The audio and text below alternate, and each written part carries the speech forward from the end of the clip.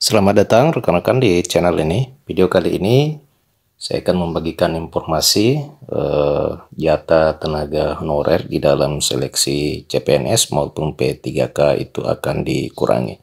Ada apa dengan kebijakan seperti itu? Silakan disimak dan ditonton secara lengkap agar rekan-rekan sekalian bisa menerima informasi ini secara utuh dan menyeluruh.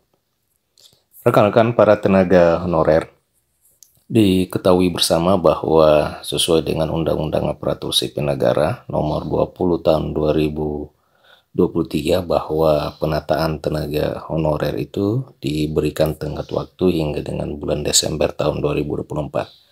Nah, langkah-langkah dan kebijakan-kebijakan terus dikeluarkan oleh pemerintah, dalam ini Kementerian Pendayagunaan Aparatur Negara beserta dengan instansi terkait, termasuk di dalamnya pengangkatan dan alih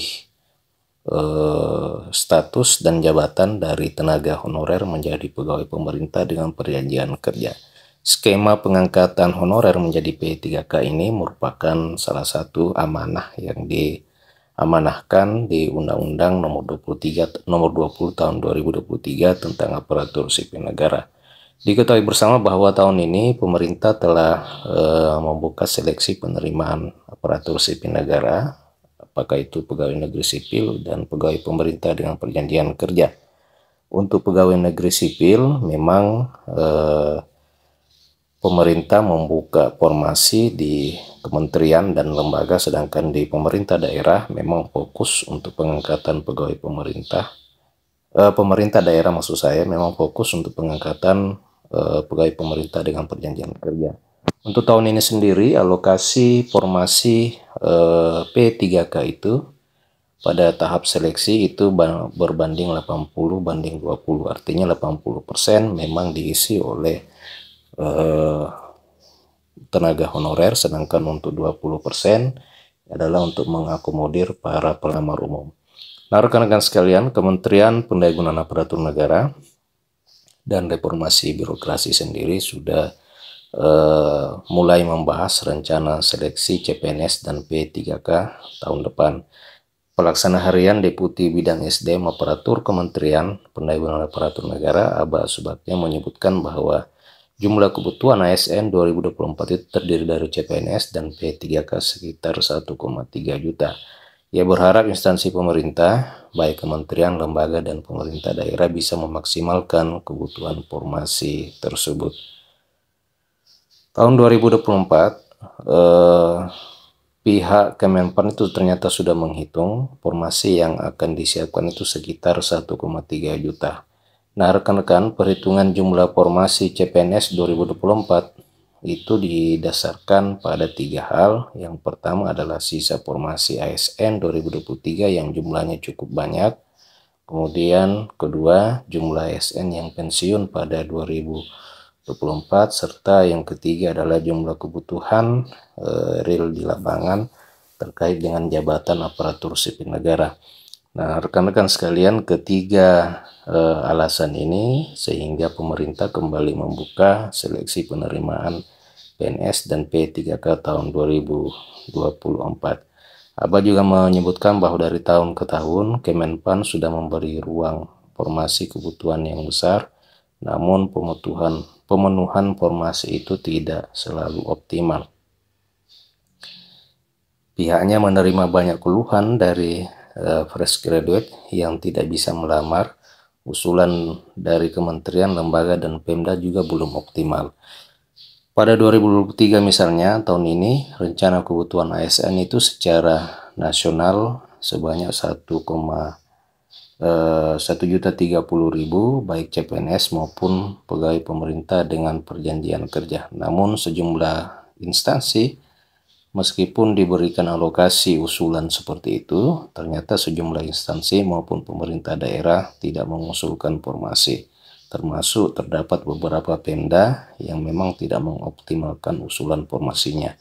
Jumlah yang ditetapkan pada tahun 2023 sebanyak 572.000 formasi aparatur sipil negara, sedangkan usai diundangkannya Undang-Undang Nomor 20 Tahun 2023 tentang ASN, maka rekrutmen pegawai pemerintah memang didesain lebih fleksibel. Sebelumnya, Menpan RB menetapkan usulan dan jabatan formasi dari setiap instansi. Hal itu menimbulkan instansi pemerintah menjadi tidak fleksibel jika ada perubahan strategi organisasi yang dilakukan di instansi pemerintah. Nah, rekan-rekan sekalian, PLT Asisten Deputi Manajemen Talenta dan Peningkatan SDM Yudi Wicaksono juga menyampaikan usulan penambahan formasi tahun-tahun sebelumnya belum sepenuhnya dikaitkan dengan arah prioritas pembangunan nasional, sehingga alokasi sumber daya dan anggaran itu bisa tidak selaras dengan tingkat kebutuhannya. Perubahan yang dibawa dalam Undang-Undang Nomor 20 tentang Aparatur Sipil Negara, yakni Menpan menetapkan kebutuhan pegawai secara nasional sesuai dengan anggaran yang tersedia.